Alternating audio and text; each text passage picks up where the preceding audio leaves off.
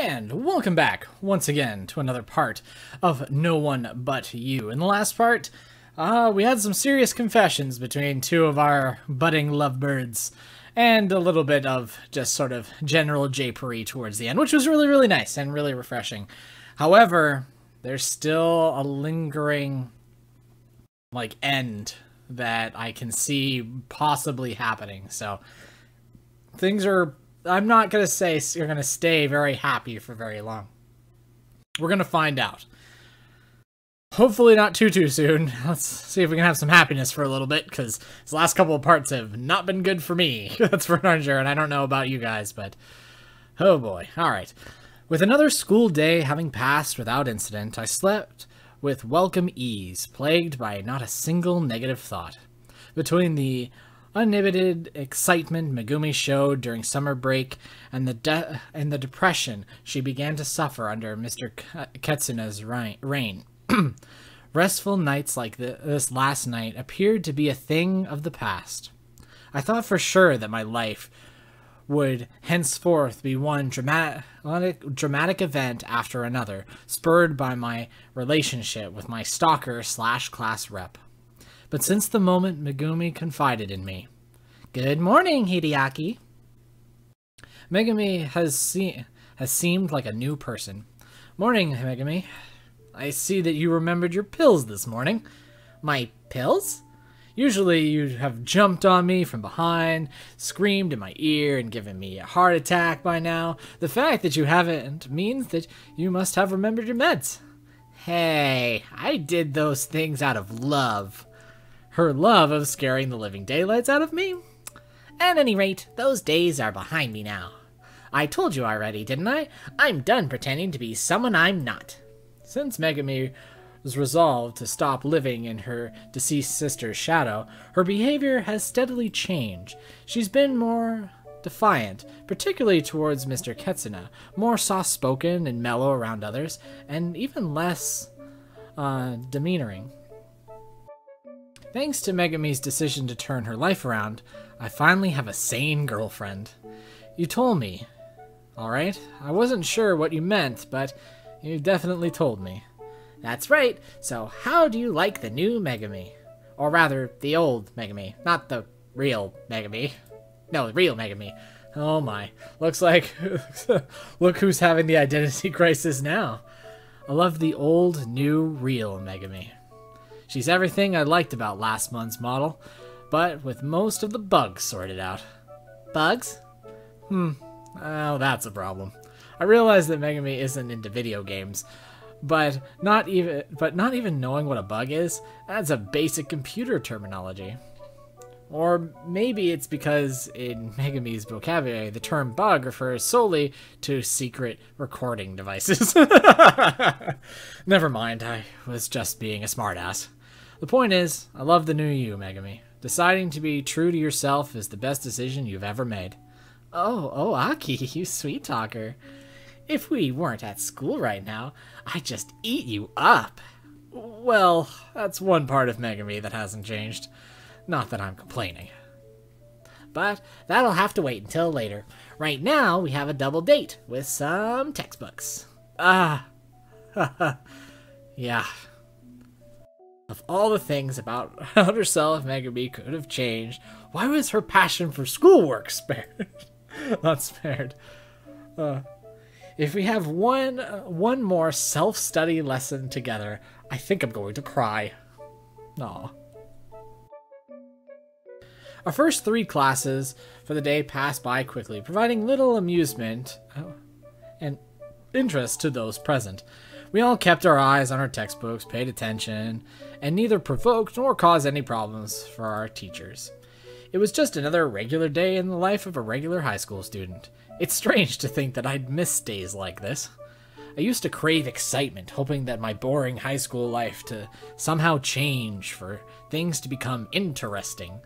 But after the drama with Megumi, not to mention Chinatsu's disappearance and Shiro moving away, I think I'd rather live a boring life after all. See, this is why I really believe that Chinatsu is probably a ghost. It's a ghost from his past, and him moving forward and, having, like, not just a love life with somebody else, but just, you know, concentrating no longer on his problems, but the problems of others, has made her just disappear. She's not important to the story, you know, because people move on.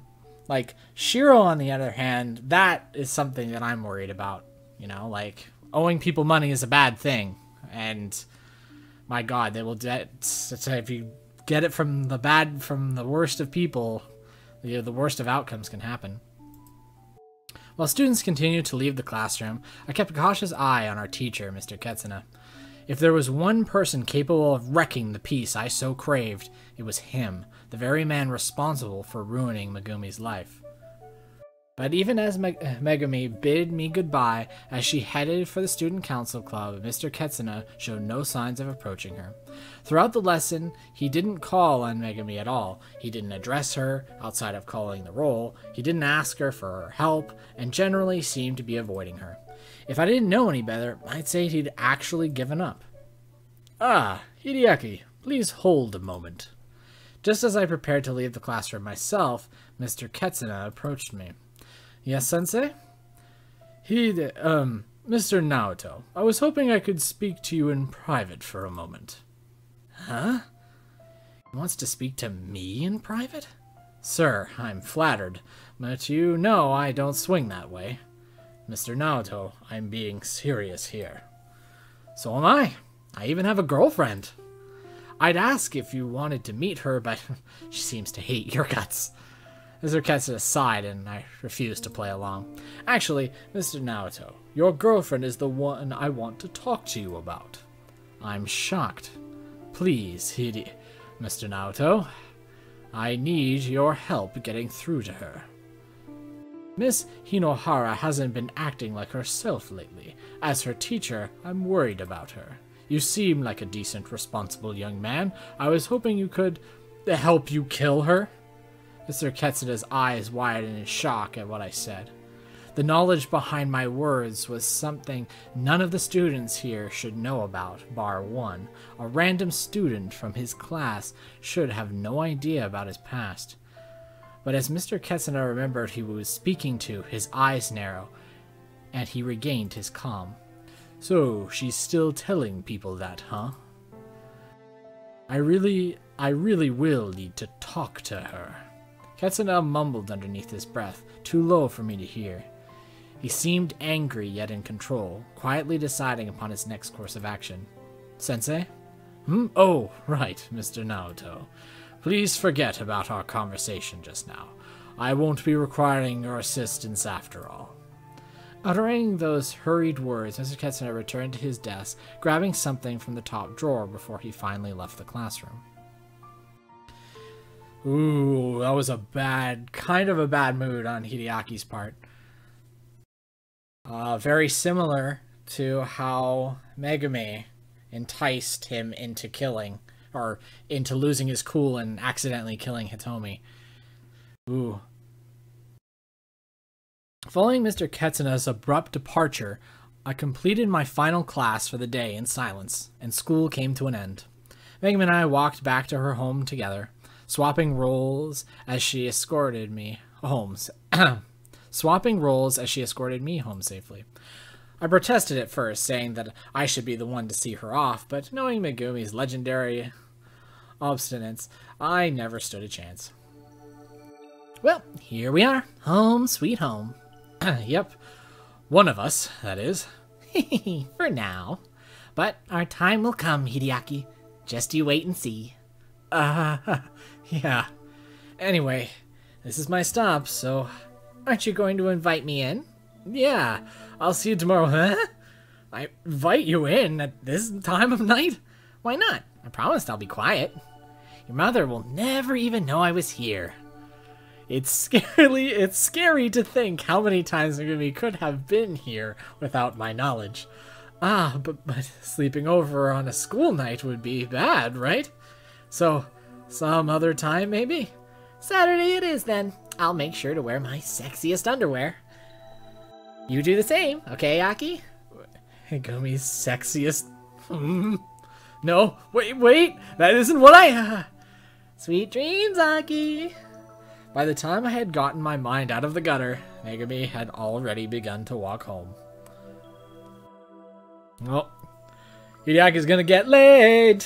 Gonna get laid. I mean, he was already, like, groping her a lot. Like, see, that's, like, the one weird thing. Is, like, we've had this weird sort of non-sex scene thing happen. This is kind of weird that they... I know this game wants to do it.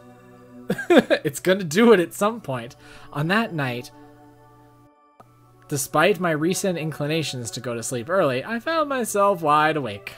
Hours passed by as I stared at the ceiling, trying to fall asleep, closed my eyes, tossed and turned, and did everything else I could to think of fall asleep. But no matter how hard I tried to clear my mind and rest, a single thought lingered in my mind. Is it really over? Although Mr. Ketsuna had backed off once Megumi started to fight back, I couldn't help but feel like he wouldn't give up so easily. Earlier today, he had tried approaching me instead, trying to use me to get to Megumi. Would he try it again? Would he use some of Megumi's classmates to lure her out? Would he invoke my name in order to solicit a reaction from her? These worried thoughts kept running through my mind, eating away at me as my mind finally began to slip away. Ooh. Watching as the last few lights went out in his target's apartment's block, a solitary figure waited patiently in his car. He bided his time, gazing through a pair of binoculars and into the window of a single apartment. The subject of his curiosity had already gone to sleep hours ago, leaving him to watch an empty house as he waited for the right time to strike. I managed to avoid prison last time, but I don't have the funds to make that happen again. I need to do this right. Mr. Ketsuna turned his sights towards a bundle of rope and a gag, both sitting in the car's passenger seat. Taking both in his left hand, he opened his door and exited the car, slowly making his way towards his target's apartment. Just you wait, Megumi. Tonight, nobody will get in our way. Oh god, oh god, oh god, oh god. And what a drag. It took forever for me to get to sleep, and when I finally do, nature calls. Half asleep, limply dragging my feet along, I made my way back to the bathroom and into my bedroom. As I flopped back down onto my bed, however, even as I closed my eyes, I noticed a disturbance. On my desk was a flashing light, made many times brighter by the darkness surrounding it. God damn it, who would be trying to contact me at this hour? I swear, if this is Rio... I begrudgingly got up from my bed and moved over to my desk, squinting my eyes as the bright display of my phone lit up. Nothing from Rio. I guess he gets to live for another day. No text messages, no incoming calls, but 3 missed calls and 1 voicemail from Megumi? I selected the voicemail and pressed my ear against the phone, causing a familiar voice to play. Hideaki, please help me! He's here! He's in my house! Megumi's voicemail ended, taking with it the last of my fatigue. Even without giving me a name, her quiet yet panicked voice told me everything I needed to know. I opened my eyes wide, staring at the timestamp of the voicemail. That was almost 2 hours ago.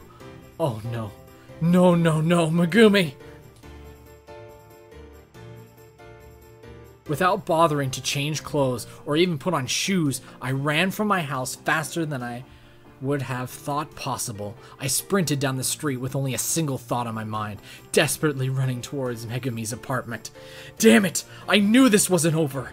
I should have played along with Megumi's request and let her stay over. I should have warned her about my earlier encounter with Ketsuna.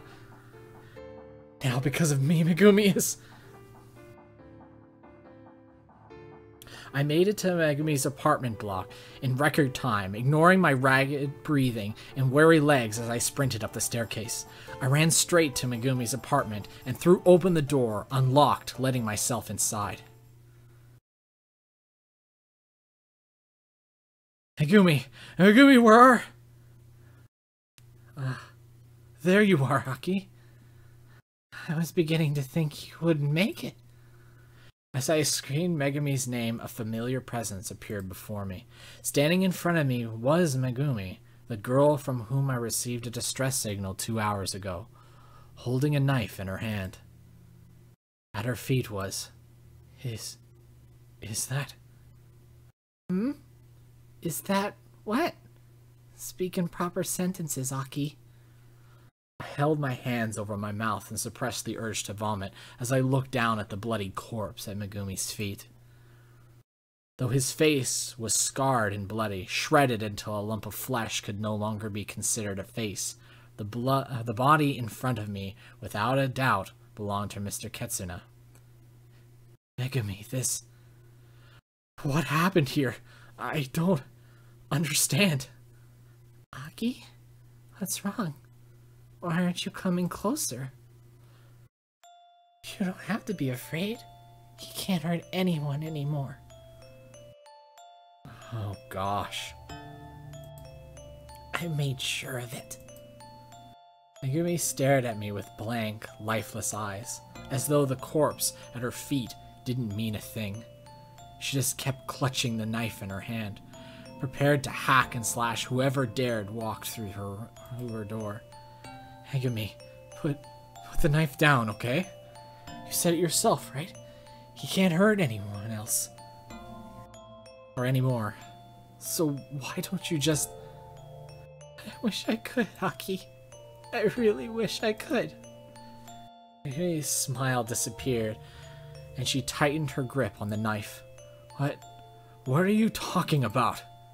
You don't need that anymore, right? So put it down and we can... Damn it, Aki, I'm telling you I can't. What do you think will happen when I do, huh? That this will just disappear? That none of this will have happened? This isn't a joke, Hideaki. This thing at my feet, it's a prison sentence. I killed someone, and now I have to pay. I'm a murderer. Megumi began to wave the knife around as she spoke.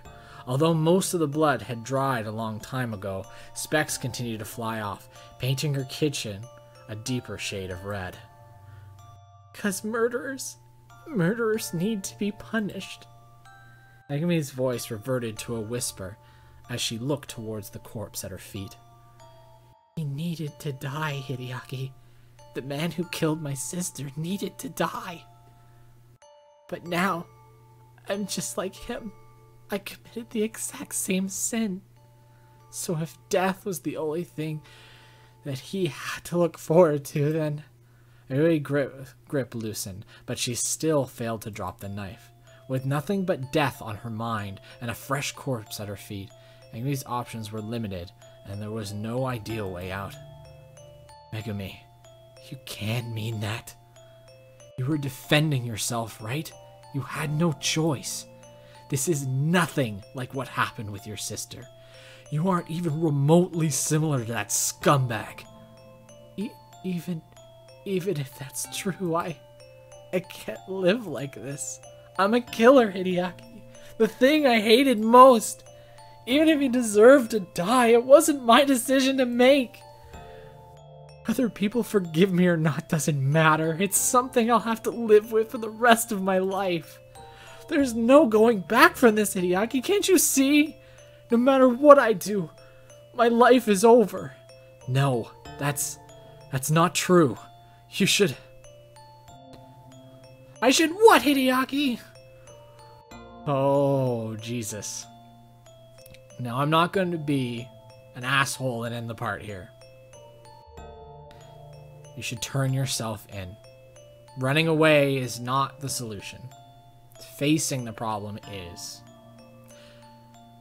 Part of me kind of wants to make a save here, just in case I make the wrong decision, but this is my playthrough. This is what I say. You have to turn yourself in. You should turn yourself in. You want me to turn myself in? But then You said so yourself, right? Murderers need to be punished. And now they are punished, and it's not your decision to make. Oh, that was her. Those were your words, Megumi. Now, are you going to stick by them? Megumi looked towards the corpse at my feet once more, silenced by my words. Although she kept holding on to the knife in her hand, her grip loosened. She no longer showed any inclination to actually use it. If I turn myself in, then... You'll be arrested. You'll face court. You'll be sentenced. You'll pay for your crime in a matter determined by the law. All right. I'll do it. I'll turn myself in. A smile returned to Megumi's face as she made up her mind. Although it wasn't an outcome either of us wanted, we both knew that it was the only way. Even if Megumi thinks she deserves to die, I'm certain that the court will find in her favor. Megumi's sister was killed by that man, and she suffered immeasurable psychological damage at her hands. Added to that, the fact that Megumi was defending herself from an intruder in her own home, there's no way she'll be convicted. As I optimistically thought about how Megumi's life would turn out, she took a step forward. Hideaki, one last thing. She stepped over Mr. Ketsuna's corpse. Megumi took another step forward, now standing stationary a few feet in front of me. Before I call the police, I'm going to take a shower. Although unexpected, Megumi's words made sense to me. Oh, yeah, okay. I'll just close the door and join me. Whoa, okay.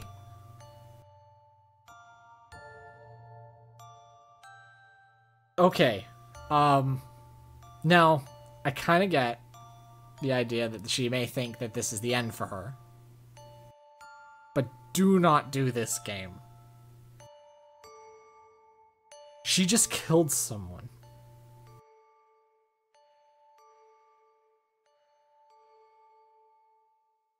Alright, well, I'm just gonna continue on, I guess. Join you? Maybe I'm relieved that you can joke at a time like this, but I'm not joking. And I'm not taking no for an answer. She does have a knife. If this is to be my last night of freedom, then I don't want to have any regrets. Come with me, Hideaki, and let us become one at last. This is so weird. Oh my god, this is weird. Okay. Wow. Just wow. I can't, I can't show this. I really can't show this. But let's just put it this way. She is naked, and they're in the shower. There's blood all over her face. I think I'm gonna skip forward because the integrity of this is really bad in a sense. I don't know. I'll read through it a little bit, and if I really think that we're just gonna skip forward, we're gonna skip forward. Alright, so after that, the credits just started.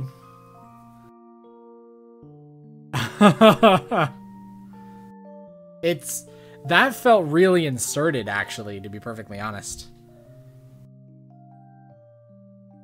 Like, it's this is a little much, to be perfectly honest. I mean, it is one of those things, but at the same time, I don't know. Is that good or bad? Over the many months since Megumi killed Mr. Ketsuna, my life has taken a series of unexpected turns. Right by her side as Megumi called the police, I was taken to the police station as a witness to her crime. Consequently, asked to giving a statement and corroborate Megumi's story. We were separated for a while, with Megumi spending her nights behind bars as a suspected killer, and me being sent to counseling because of what I had seen. A full month went by before we even saw one another again, and even then, it was only in passing. as I showed up to court. Megumi's trial began soon enough, but the actual proceedings took several months. Despite being an open and shut case with both a witness and a confession, the jury remained divided on what her punishment should be. Megumi told the court how he had broken into her house and how she was just defending herself. She knew he was a killer, given what had happened to her sister, and wasn't going to take any chances. But the prosecution claimed that it was an opportunistic killing. They claimed that she knew ahead of time that he would be visiting, and she abused this visit to take revenge.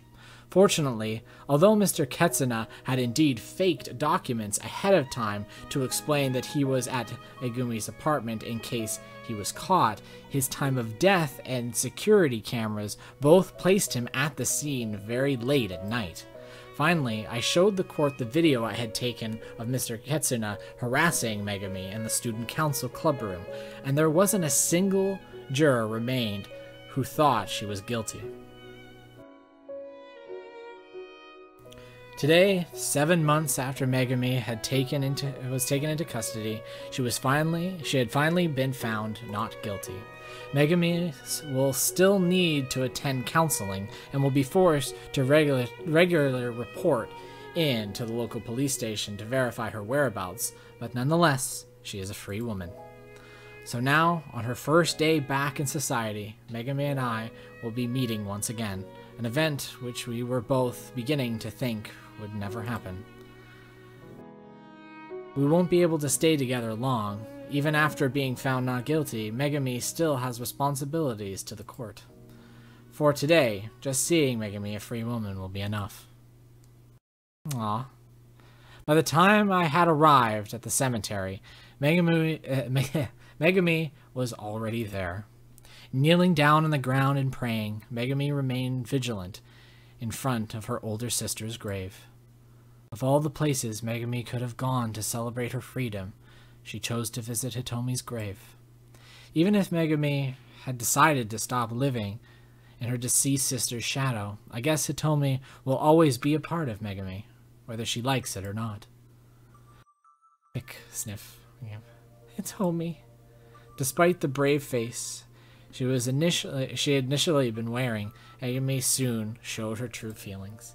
Discarding the facade of her always energetic, smiling, happy-go-lucky schoolgirl, Megumi let the tears stream down her face, without hesitation, allowing her tears to fall freely onto her sister's grave. Megumi. Taking Megumi in my arms, I held her tight, wishing I had the power to put an end to her tears. Although she jumped back slightly at the sudden embrace, Megumi immediately realized who was holding her and returned to mourning. Hideaki, my sister, Megumi tried to speak, unable to form full sentences through her tears. She then wiped away the tears and mucus on her face, trying once again to communicate. Hitomi has always been buried here, and yet until now, I never came to see her. Not once. But when I was in custody, when I was in court, when they were accusing me of killing that man for revenge, I realized they were right. My sister had told me she never deserved any of this. She was so kind and gentle. She wouldn't hurt a fly. But as for me, Megumi's tears continued to flow, but her voice remained steady. She had something she wanted to say, and she was going to say it, even if it was through willpower alone. When that man showed up, I killed him. I didn't injure him. I didn't maim him. I didn't warn him. The second I saw his face, I just lost it. But now that he's gone, now that I can face my sister, I think I can put all that behind me. Even if they're both gone, I'm still here. We're still here.